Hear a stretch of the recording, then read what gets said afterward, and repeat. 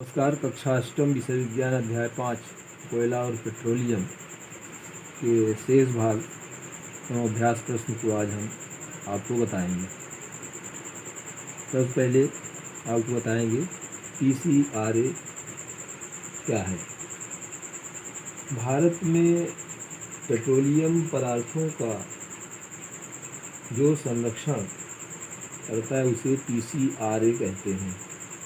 PCRA petroleum conservation research association अर्थात petroleum संरक्षण अनुसंधान समिति का संक्षिप्त रूप है। आज हम आपको बताते हैं कि पीसीआरए वाहन चालकों के लिए क्या सलाह देती है। पीसीआरए लोगों को सलाह देती है जहाँ तक संभव हो गाड़ी समान और मध्यम गति से चलाना चाहिए। यातायात लाइटों पर अथवा जहाँ आपको प्रतीक्षा करनी है गाड़ी का इंजन बंद कर देना चाहिए। टायरों का दाब सही रखना चाहिए और गाड़ी का नियमित रख रखाव सुनिश्चित करना चाहिए। यह अध्याय पूरी तरह से समाप्त हुआ। अब हम आपको अभ्यास प्रश्न कराएंगे। प्रश्न 1, सीएनजी और एलपीजी का ईंधन के रूप में उपयोग करने के क्या लाभ हैं। सीएनजी और एलपीजी का ईंधन के रूप में उपयोग करने के लाभ। 1, यह एक स्वच्छ ईंधन है, इसे जलाने पर धुआं उत्पन्न नहीं होता है। 2, इनका कम ईंधन जलकर अधिक ऊष्मा देते हैं। 3, ये कम प्रदूषण करते हैं। प्रश्न 2, पेट्रोलियम का कौन सा उत्पाद सड़क निर्माण हेतु उपयोग में लाया जाता है। उत्तर 2, बिटुमेन। प्रश्न 3, वर्णन कीजिए मृत वनस्पति से कोयला किस प्रकार बनता है। यह प्रक्रम क्या कहलाता है। इसको हम पढ़ाते समय आपको बताए हैं, फिर भी आपको संक्षेप में बता देते हैं कि लगभग 300 मिलियन वर्ष पूर्व जलीय क्षेत्र में जो घने वन थे, बाढ़ जैसी प्राकृतिक आपदा के कारण मृदा के अंदर दब गए।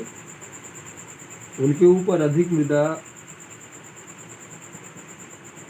इकट्ठी हो जाने के कारण वे और दबते गए और संपीड़ित हो गए। जैसे जैसे वे गहराई में पहुंचते गए उनका ताप भी बढ़ता गया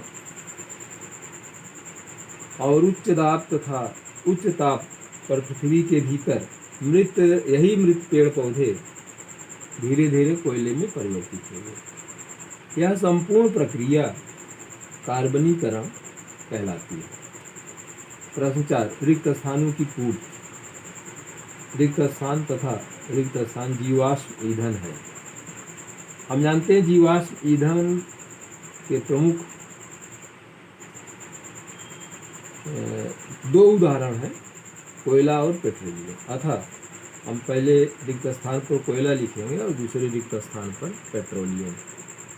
प्रश्न 4 ख, पेट्रोलियम के विभिन्न संघटकों को पृथक करने का प्रक्रम रिक्त स्थान कहलाता है।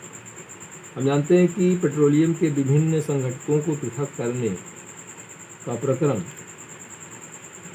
परिष्करण कहलाता है, अतः हम यहाँ पर परिष्करण लिखेंगे। प्रश्न 4 का, वाहनों के लिए सबसे कम प्रदूषण ईंधन रिक्त स्थान है। हम जानते हैं कि वाहनों के लिए सबसे कम प्रदूषण ईंधन सीएनजी है। सीएनजी को हिंदी में संपीड़ित प्राकृतिक गैस कहते हैं। प्रश्न 5, निम्नलिखित कथनों के सामने सत्य असत्य लिखिए।